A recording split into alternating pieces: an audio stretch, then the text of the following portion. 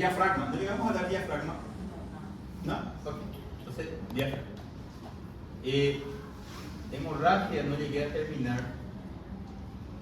Voy a acelerar un poco hoy. ¿No? 6 intervalos. Ahí. Diafragma. El diafragma es un órgano muscular que separa el tórax del abdomen. ¿Sí? Separa la cavidad torácica de la cavidad peritoneal. Y es el principal músculo de la respiración. O sea, cualquier trastorno en el diafragma puede ocasionar trastornos respiratorios graves y la muerte de un paciente, ¿verdad? El diafragma es lo que evita que el contenido visceral del abdomen, acá abajo, refluya o entre hacia el tórax, ¿verdad? Sabemos que no puede entrar el estómago, el colon o intestino hacia el tórax, porque puede ocasionar trastornos gravísimos como trastornos hemodinámicos, como hemodinamia inestable al punto de ocasionar hipotensión y mala mecánica respiratoria, trastornos respiratorios también gravísimos, así como también si entra una porción de tubo digestivo puede llegar a comprimirse a tal punto de que ocasiona allí síntomas de obstrucción intestinal. Por ejemplo, el colon o intestino delgado cuando entra se queda allí comprimido, puede generar una detención de heces, detención de gases, distensión abdominal, náuseas y vómitos y dolores que pueden ser en crisis, dolores en crisis intermitentes o constantes por la compresión de la hernia. ¿Okay? Bueno, entonces tenemos que el diafragma se inserta aquí en la posifoides de nuestro esternón, tiene inserciones externales, se inserta en las 6 últimas costillas, inserciones costales, y se inserta en la región lumbar mediante sus pilares principales, inserciones lumbares. Bueno, esas inserciones nosotros podemos llegar a tener varios tipos de trastornos congénitos. Podemos llegar a tener una hernia diafragmática congénita, nacer ya con una malformación donde el diafragma no es suficiente para detener y evitar que las vísceras entren hacia el tórax, generando la muerte de muchos recién nacidos que nacen ya así y ya tienen mala mecánica respiratoria. Un bebé luego cuando nace ya de por sí ya respira con dificultad, ¿verdad? Ya es bien delicado. Imagina tener una hernia diafragmática que justamente es un músculo diafragma el que le tiene que hacer respirar, empieza a fallar, ¿verdad? Muere ese bebé, puede morir si no se diagnostica rápido, e incluso mueren ahí en días o semanas después de nacer esos bebés. Son llamadas hernias congénitas. Podemos también tener lesiones de la inervación del diafragma a largo plazo ya como adultos. Ustedes pueden llegar a tener eso también, sea por algún tipo de accidente o algún tipo de trauma. Y tener también lesiones que dificultan la motilidad del diafragma. Podemos tener traumas por accidentes de tránsito donde el accidente puede llegar a desgarrar o fracturar una costilla y la costilla desgarrar el diafragma, ocasionando hernias diafragmáticas traumáticas. Podemos llegar a tener agresiones físicas con arma blanca, cuchillo, proyectil de arma de fuego que llegan a perforar el diafragma, generando allí también una mala mecánica respiratoria y una mala continencia de nuestro diafragma. ¿Está bien? Entonces, el diafragma que es un órgano principal de la respiración, es también sitio de algunas patologías congénitas y adquiridas que vamos a ir viendo en este capítulo. Ahora, otro detalle es que a través del diafragma atraviesan estructuras que van del abdomen hacia el tórax y del tórax hacia el abdomen, como en el caso de la vena cava, vena cava inferior que va del abdomen hacia el tórax, hacia la caja torácica, hacia la aurícula derecha, y del tórax hacia el abdomen, como en el caso del esófago, ¿verdad? Que tiene que entrar hacia la cavidad abdominal y continuarse con el estómago, así como también de la arteria aorta, que también tiene que pasar del tórax hacia la cavidad abdominal. Esos 3 orificios se llaman orificio de la vena cava inferior, orificio del hiato esofágico, orificio del hiato aórtico. Son importantes, principalmente el del hiato esofágico. ¿Por qué? Por el hecho de que cualquier trastorno a ese nivel genera hernias del hiato, hernias hiatales esofágicas, que pueden generar reflujos gastroesofágicos. Nosotros vimos en las clases de esófago, reflujo, puede generarse por una hernia y es más frecuente en el sexo femenino. ¿A qué se debe este tipo de trastorno? ¿Por qué las vísceras quieren pasar del abdomen hacia el tórax? Por diferencias de presión. Sabemos que la presión torácica es menor que la presión abdominal. La presión abdominal es positiva en relación a la torácica, que suele ser negativa. Entonces, esa diferencia de presión es necesaria, sí o sí es un requisito fisiológico normal que tenemos para que ocurra una buena movimentación del diafragma durante su inspiración y expiración para la mecánica respiratoria. Sin esas diferencias de presión, el diafragma iba a tener que hacer mucho esfuerzo y nosotros podríamos tener dificultad para respirar. Bueno, tenemos lo siguiente. ¿Quién evita que el estómago atraviese por el hiato esofágico hacia el tórax? ¿Quién evita que el estómago que está acá entre arriba hacia el tórax? Justamente es una membrana que se llama membrana frenoesofágica. La membrana frenoesofágica, formada aquí por lo que sería una dependencia de la fascia transversales y de lo que sería la fascia endotorácica del esófago, se llama membrana frenoesofágica, es lo que le da resistencia y mantiene fixo al esófago y al estómago en su lugar, evitando que suba el estómago hacia el mediastino, evitando así reflujo. O sea, hernias. Bueno, vamos a clasificar las hernias diafragmáticas congénitas. Tenemos dos tipos de hernias congénitas, que ya nacemos con esas hernias. Uno son las hernias anteriores o subcostales, aparecen aquí en la parte anterior del esternón y de las articulaciones, de las incisiones con las costillas, las incisiones costales, se llaman hernias diafragmáticas anteriores. ¿Cuál es la característica? Que las vísceras, cuando empujan hacia arriba el diafragma, empujan al peritoneo parietal. Entonces llevan al peritoneo formando allí un saco que se llama saco herniario. Entonces, las hernias diafragmáticas anteriores, que se presentan más frecuentemente en el adulto, que nacemos con ellas, tienen allí entonces un saco herniario, ¿está bien? En este caso, saco herniario. ¿Qué puede tener en su interior? Colon, epiplom, estómago o intestino delgado. Entonces, la hernia diafragmática anterior suele ocurrir más frecuentemente del lado izquierdo. ¿Por qué? Porque del lado derecho tenemos al hígado evitando que las vísceras entren en contacto con el diafragma, pero del lado izquierdo no hay hígado. Entonces, generalmente la zona herniada más frecuente suelen ser las del lado izquierdo y tienen saco herniario. Tienen saco herniario, no se olviden de eso, es una característica que tenemos que recordar, que lo va a diferenciar de las otras hernias. Bueno, dice acá, tenemos el saco que constituye una evaginación del peritoneo. Acuérdense, las vísceras empujan al peritoneo parietal y forman ese saco. ¿Qué es ese saco herniario? Es el peritoneo que está siendo empujado. ¿Está bien? Bueno, puede generar dolor retroesternal, dolor detrás del esternón, y en algunos casos, si es que hay colon, intestino o estómago, si agarramos del estetoscopio y ponemos allí, vamos a escuchar ruidos hidroaéreos en la caja torácica. ¿Es normal tener ruidos hidroaéreos en la caja torácica? No. Lo ruido que hay en el tórax es murmullo vesicular. Ruido hidroaéreo es en el abdomen. Sería normal si fuera en el abdomen, pero en el tórax significa que una víscera pasó hacia el tórax. Bueno, entonces tenemos dolores retroesternales, dispepsias, vómitos, dependiendo de la posición. Si es estómago, el paciente puede tener vómitos que son frecuentes e incluso puede tener sangre por la compresión de la mucosa gástrica. Si es colon, el paciente puede tener dolores más lentos, detención de heces y casi no tener vómitos, dependiendo de cuál es el órgano que está siendo comprimido, ¿verdad?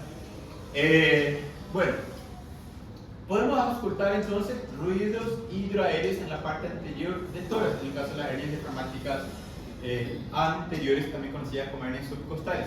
Son más frecuentes o se manifiestan más en la persona adulta, pero es algo que ya tenemos desde el nacimiento. Ese defecto es un trastorno congénito, pero que a veces no se manifiesta en la niñez ni en la adolescencia, se manifiesta más en la etapa adulta, donde ya el paciente empieza a hacer esfuerzo físico, donde empieza a hacer trabajo pesado, donde empieza a hacer gimnasio, donde empieza a levantar peso, y ahí tenemos manifestaciones de eso. Lo que generó esa manifestación fue siempre la mayoría de veces va a estar relacionado al esfuerzo físico. Una hernia, paciente que la dificultad para respirar, después de un esfuerzo físico, sospechar de lesiones congénitas del diafragma. Bueno, método de diagnóstico, la radiografía de tórax es el mejor método para su diagnóstico. Y se puede pedir un contraste para ver también si es el estómago. A veces cuando es el estómago, el contraste va del esófago al estómago y el estómago está hacia el tórax. Entonces, un esofagograma o una radiografía de tórax con contraste. Válida. Bueno, el tratamiento, la cirugía tendría como objetivo identificar la hernia, el saco herniario, reintroducir la víscera que está dentro del saco hacia la cavidad abdominal y cerrar la brecha herniaria, suturar esa hernia, cerrar y poner mallas. También se puede poner mallas también sobre la hernia, sobre el diafragma. Se puede poner mallas, sí, mallas que sean compatibles con el paciente, que no tengan rechazo, se pueden poner sobre el diafragma. Bueno, entonces tratamiento de la hernia congénita es quirúrgico. Si tienen suerte, no llegó a perforar ni necrosar nada, simplemente reintroduzcan la víscera y cierren la hernia, como si fuese una hernia de pared. Ahora, en la peor de las hipótesis es que muchas veces este diagnóstico es algo difícil de diagnosticar. Y muchas veces, la víscera está necrosada. Hay necrosis ya del estómago o hay necrosis del colon y tenemos que hacer ¿Qué se hace cuando una víscera necrosa? Resección, hay que cortar esa parte necrosada. Si necrosó el colon, colectomía y tratar de unir nuevamente el tubo digestivo. Si se necrosó el estómago, gastrectomía y tratar de unir lo que sobró del órgano sano. ¿Se entiende? Bueno, pero si no hay eso, solamente se introduce la cavidad. Las hernias posterolaterales, también llamadas embrionales, se presentan más en los niños, más en la etapa de la niñez, y generalmente no tienen saco, por eso le dicen sin saco herniario. Por eso les dije a ustedes, ¿dónde se presentan las posterolaterales? Cerca de la articulación costovertebral, atrás de la articulación costotransversa o costovertebral. Las anteriores son esternocostales, las posteriores o posterolaterales son costovertebrales o vértebrocostales. Entonces, hay dos tipos de hernias. Las que son posteriores no tienen saco herniario, más del 90% no tienen saco herniario. Puede suceder esto, puede pasar allí el colon, intestino delgado, el estómago, también del lado izquierdo, ¿verdad? Pueden comprimir el mediastino y ocasionar allí. ¿Qué se produce, por ejemplo, en un neumotórax hipertensivo que comprime el mediastino? Hipotensión arterial. ¿Se acuerdan del neumotórax hipertensivo? Desviaba el mediastino, dificultaba el retorno venoso al corazón, hipotensión. Aquí lo mismo, solo que no es por aire, por vísceras que están comprimiendo el mediastino, empujando, ¿verdad? Y al punto tanto de que dificultan también el retorno venoso, ocasionando trastornos de hipotensión, trastornos hemodinámicos. Y también colapsan al pulmón, ven cómo está el pulmón, y tienen pacientes con dificultad para respirar. Si percuten, va a ser mate, y si auscultan, pueden tener ruidos hidroaéreos. No se olviden de eso. Bueno, la hernia puede comprimir el pulmón, desplazar el mediastino hacia el lado opuesto, generando trastornos hemodinámicos y respiratorios que pueden ser graves.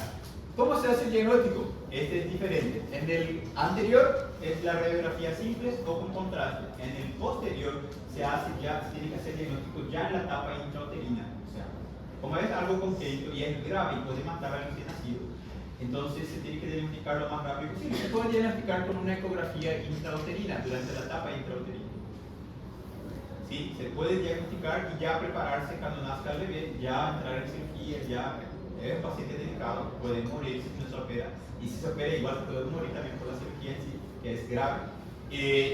O incluso, yo vi hace unos años un documental allá en Estados Unidos, creo que fue, o en Europa, donde había un bebé ya diagnosticado con eso y se le operó a través del útero.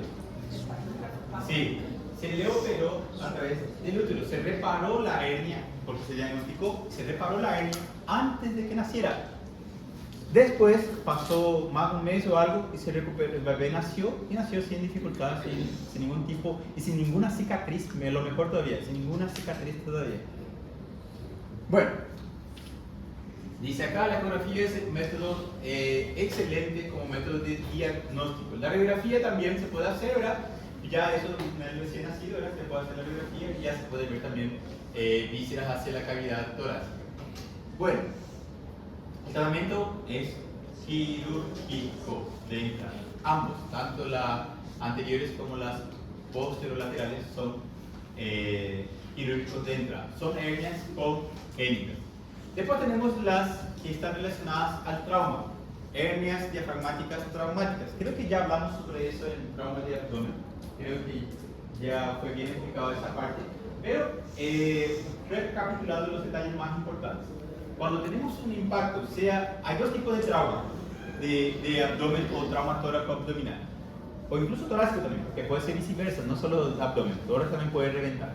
Bueno, ¿qué puede generarse en el trauma? Hay dos tipos de trauma, abierto y el cerrado. En el caso del cerrado, generalmente los accidentes de tránsito automovilísticos, por ejemplo, el volante del vehículo que puede comprimir el abdomen, o el paciente cayó sobre el suelo y pasó un camión arriba y le aplastó el abdomen, la presión es tanta que las vísceras pueden irse para abajo y eviscerar por el recto y salir su colon recto por el ánus del paciente, o desgarrar al diafragma y las vísceras entrar hacia la cavidad del mediastino, generando allí todo lo que ya dijimos: mala mecánica respiratoria por compresión, mala hemodinámica también por dificultad del retorno venoso, ¿verdad?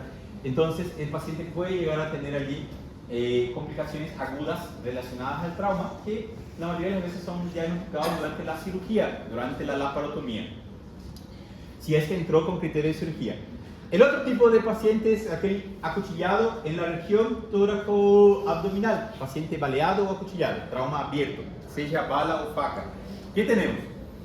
Que una lesión a ese nivel puede lesionar el diafragma, abriendo una brecha, una pequeña lesión, una ferida, que puede ser de 1 o 2 o 3 centímetros, que muchas veces el médico cree que, por ejemplo, fue esfaqueado aquí, en el séptimo espacio intercostal, hizo un hemotórax, colocamos un tubo de drenaje pleural y, ok, se curó el paciente, sobrevivió, no fue necesario hacer ninguna toracotomía, terminó, sacamos el tubo. ¿Ese paciente puede ir para su casa? No, porque el sitio de lesión que está en el nivel de la región tóraco-abdominal involucra al diafragma. Entonces el paciente solo se va de alta después de haberse hecho una toracoscopía o una laparoscopía como criterio de diagnóstico. Porque muchas veces la lesión puede ya lesionar el diafragma, pero no necesariamente una víscera va en ese momento a atravesar esa lesión. Y a veces no da síntomas. Entonces el paciente se puede ir a su casa sin que ustedes hayan pedido la laparoscopía o la toracoscopía, con una lesión inadvertida, escondida, en el diafragma. ¿Qué pasa? Esa brecha nunca se cierra si es que no se suturó. Nunca se cierra esa brecha. ¿Qué pasa? El paciente vaya, decide, bueno, ahora ya quiero voltar a la academia, empieza a levantar esfuerzo y ¡pum! Las vísceras entran a través de esa brecha hacia el tórax, ocasionando allí una hernia diafragmática traumática. ¿Se entiende eso? Ahí el paciente puede tener mala mecánica respiratoria, puede tener hipotensión, puede llegar a tener detención de tránsito intestinal, detención de feces, detención de gases, náuseas y vómitos. Imagínense un paciente que llega al hospital diciendo, doctor, yo estaba haciendo academia, de repente empecé a tener dificultad para respirar y ahora estoy con tos y estoy con dificultad para respirar. Motivo de consulta, dificultad para respirar, tos. ¿Quién va a consultar con qué? A un clínico, va a consultar con un clínico, ¿verdad? Entonces va a consultar con un clínico, el clínico va a decir, no es nada, toma este remedio para la tos, toma este para el dolor, toma este así, anda. y signos de alarma. Vos, si tiver esto, pasa tiempo, no va a curarse, lógico, va a venir el paciente mal, con fiebre, ya con dificultad, vomitando, y van a decir, no, una neumonía. Van a tratar de llegar a una diagnóstico. Está perdiendo tiempo el paciente, hasta el punto que se muere porque no se llegó al diagnóstico. Y es difícil, créanme, es muy difícil. Bueno, todo lo que estamos hablando acá, yo ya hablé, muscular. Lo mismo. Y acá se ve la lesión diafragmática, un trauma.